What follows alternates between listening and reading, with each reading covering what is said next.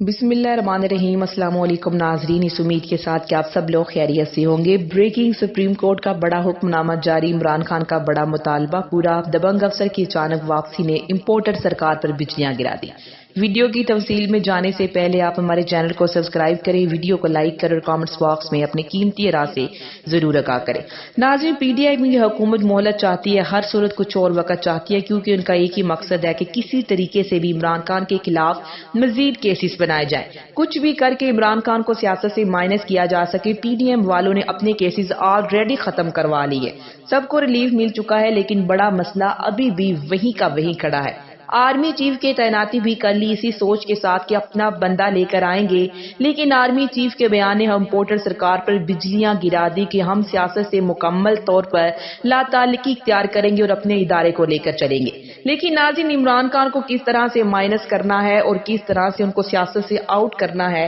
اس میں حکومت بری طرح سے ناکام ہوئی ہے۔ عمران خان کو مائنس کرنے کے لیے ان کو مزید وقت درکار ہے، اگرچہ بڑی بھاگ دوڑ کر ادھر ادھر ہر طرف دیکھ رہے ہیں کہ کہیں سے کوئی مدد مل جائے، لیکن معاملہ اس طرح بن نہیں رہا۔ امپورٹر سرکار مزید وقت چاہتی ہے، مختلف اداروں کو لے کر عمران خان کے گرد گھیرا تنگ کرنے کی مسلسل کوشش جاری ہے، اور جس طرح سے ناظرین عمران خان کے ساتھیوں کے گرد گھیرا تنگ کیا گیا اور جس طرح سے اعظم سواتی کو پھر سے گرفتار کر لیا گیا ہے اور عمران خان کے دیگر قریبی رہنما ان کی گرفتاری کے حوالے سے بھی خبریں آ رہی ہیں کہ ان کے خلاف بھی کیسز بڑھ رہے ہیں، لیکن دوسری جانب ٹی ڈی ایم کو کچھ لوگوں سے خوف بھی بہت زیادہ ہے۔ پنجاب میں امپورٹڈ سرکار نے حمزہ شہباز والا شوق بھی پورا کیا، اور اس کے بعد پھر جس طرح عمران خان کی حکومت آئی، پنجاب میں عمران خان کو حکومت ملی تو نون لیگ کے تمام ارمانوں پر اوس پڑ گئی۔ وفاقی حکومت مسلسل اپنے کیسز ختم کروا رہی ہے اور اتنی محنت کر رہی ہے، اگرچہ ہماری سیاست ڈوب چکی ہے، لوگوں میں ایکسپوز ہو چکی ہیں، یہ تو اپنے کیسز ختم کروانے آئے تھے، الٹا پنجاب میں ہمارے خلاف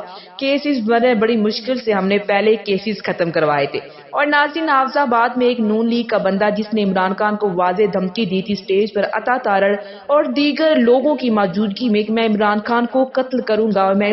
گولی ماروں گا اور میں دیکھوں گا کہ وہ کیسے بچتا ہے، اور جس نے عمران خان پر قاتلانہ حملہ کیا اس کو وکیل بھی کر کے دوں گا، حتیٰ کہ ناظرین وہ بھی گرفتار ہوا۔ عمران خان پر جو قاتلانہ حملہ ہوا، اس کے حوالے سے جو انکشاف سامنے آیا کہ نون لیگ کے رہنما کے بھائی کو بھی گرفتار کیا گیا ہے۔ اور ناظرین، دوسری جانب عمران خان نے بھی اپنے بیان میں کہا تھا کہ مجھ پر حملہ وزیر اعظم شہباز شریف، رانا ثناء اللہ اور دیگر کا نام انہوں نے لیا تھا کہ یہ لوگ حملے میں ملوث ہیں، لیکن اب کی بار عمران خان یہی نہیں بلکہ اور بھی انکشافات کرے۔ عمران خان کہہ چکے ہیں کہ وہ پہلے ہی ایک ویڈیو ریکارڈ کروا چکے ہیں کہ 4 بندوں نے بند کمرے میں مجھے قتل کرنے کی سازش رچائی، میں نے اس پر ویڈیو بنا دی ہے۔ عمران خان نے یہ بھی انکشاف وہ کر چکے ہیں کہ ایک قاتلانہ حملے کی سازش بنائی گئی ہے اور کہا جائے گا کہ مذہبی جنونی تھا، پھر وہی سب کچھ ہوا۔ ناظرین، سب نے دیکھا، اور اب بھی عمران خان کے خلاف مذہب کارڈ کا استعمال ہو رہا ہے اور بیک ڈور حکومت بہت سے معاملات لے کر چل رہی ہے، لیکن عمران خان اب آہستہ آہستہ ان رازوں سے پردہ اٹھا رہے اور جنرل باجوہ کا باقاعدہ نام لے رہے ہیں۔